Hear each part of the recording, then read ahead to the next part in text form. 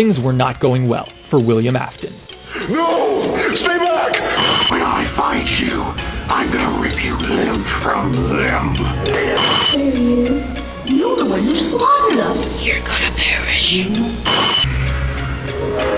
Have a good one, Dad. It all started when, tragically, William Afton's wife died shortly after giving birth to their youngest son, Norman. I miss Mommy. Daddy says she passed away when I was little. He said she loved us very much. Sadly, Norman had some issues. He complained that at night he'd see monsters roaming his bedroom. Monsters that sounded oddly similar to the mascots at his father's pizzeria chain, Fredbear's Family Diner.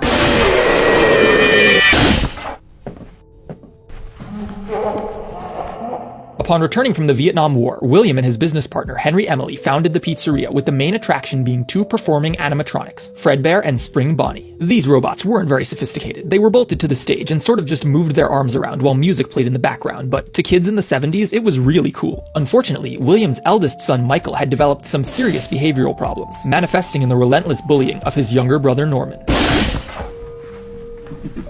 At first, everyone assumed that the monsters Norman encountered each night were just nightmares, especially considering how often Michael leveraged his brother's phobia of the animatronics to scare him.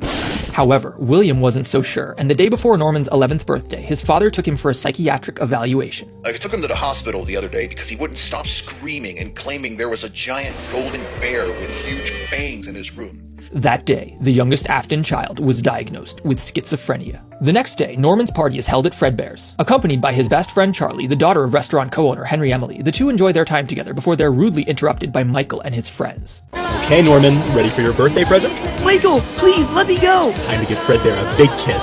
Ready? How do you count? 1, 2, 3.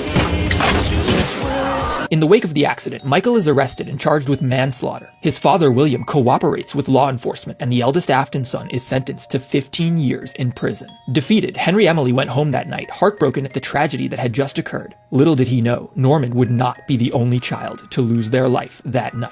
In the late evening, Charlotte Emily had just finished closing up the pizzeria when William Afton's sedan pulls up behind her. The next day, I got a call from the county sheriff.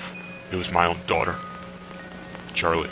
In the wake of these tragedies, Fredbear's Family Diner was closed. Norman Afton was dead, Charlotte Emily was dead, Michael Afton was in jail, and William Afton was broken. He must have been broken because only a few years later, in 1987, the man convinced Henry to open Freddy Jr.'s, the successor to Fredbear's Family Diner.